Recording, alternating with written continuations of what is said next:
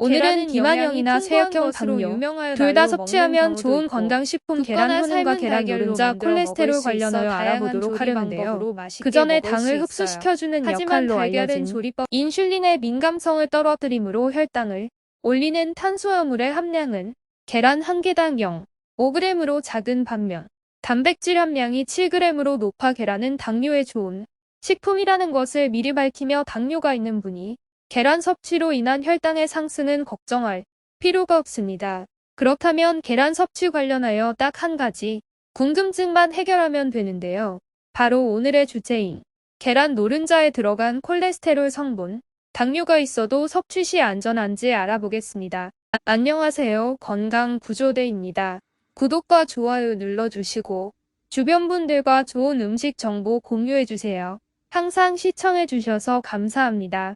콜레스테롤은 80%가 체내에서 합성되며 20%는 음식을 통하여 합성이 되는데요. 그 종류로는 몸에 좋지 않은 저밀도 LDL 콜레스테롤과 중성지방이 있으며 또 한 가지 몸에 좋은 고밀도 HDL 콜레스테롤이 있습니다. 당뇨 환자들이 콜레스테롤에 민감할 수밖에 없는 이유가 바로 고지혈증 때문입니다. 즉 몸에 좋지 않은 콜레스테롤 수치가 높아지면 고지혈증이 생길 가능성이 상대적으로 높아져서인데요. 실제로도 많은 당뇨 환자들이 고지혈증을 가지고 있습니다. 고지혈증이 심해지면 노폐물로 인해 혈관이 좁아지거나 막히면서 뇌혈관, 심혈관, 말초혈관 질환 등 혈관 질환이 2~4배 발생 위험이 있다고 알려져 있습니다. 콜레스테롤은 대부분이 간에서 합성되며 음식으로 섭취하는 콜레스테롤은 상대적으로 크지 않습니다. 더불어 음식으로 섭취하는 콜레스테롤 하루 권장량이 300mg 정도이며 계란 한 개에는 평균 200mg이 들어있고 음식으로 먹는 콜레스테롤을 50%만 흡수되기에 하루 하나 많으면 2알 정도 섭취하시는 것을 권장합니다. 하지만 콜레스테롤 수치가 많이 높아 약을 드시는 분들은 영향을 받을 수 있으므로 계란 노른자는 빼고 먹는 것이 좋습니다. 먹는 방법은 날계란 혹은 프라이로 조리한 것이나 미세한 차이로 크게 상관이 없지만 가장 좋은 섭취 방법은 역시 삶은 계란이 가장 좋으며 식사 사이사이 출출할 때 간식으로 드시거나 식사 전에 드시면 포만감을 주어 혈당을 높이는 탄수화물의 섭취를 줄일 수 있어 좋으며 다이어트에도 도움이 됩니다. 계란과 좋지 않은 궁합, 녹차나 홍차와 같은 차 종류는 피하셔야 하는데요. 녹차의 잎에는 많은 양의 탄닌산이 있습니다. 계란을 먹은 후에 녹차를 마시게 되면 탄닌산이 단백질과 결합해 장의 운동을 느려지게 하면서 영양소의 흡수도 방해를 하며 변비까지 일으킬 수 있게 되기 때문입니다.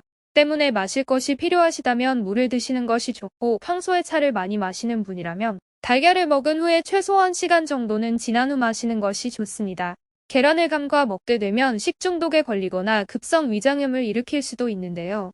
심한 경우에는 급성 염증 반응, 결석, 중풍과 같은 질병들의 발생 위험률이 현저히 높아집니다.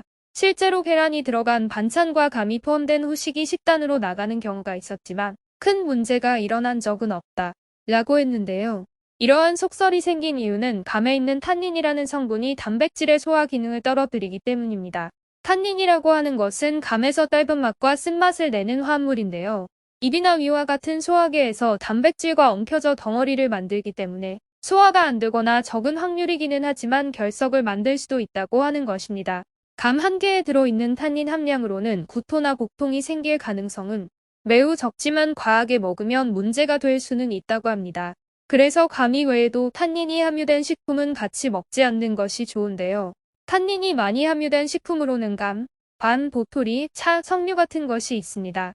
하지만 탄닌이라는 성분이 계란과 같이 먹었을 때 이런 증상을 유발하기는 하지만 몸에 좋은 항산화 성분이기 때문에 항염작용을 하기도 하고 지방 배출에 매우 효과적이기도 합니다. 건강구조해드립니다. 건강구조대입니다. 구독과 좋아요 부탁드립니다.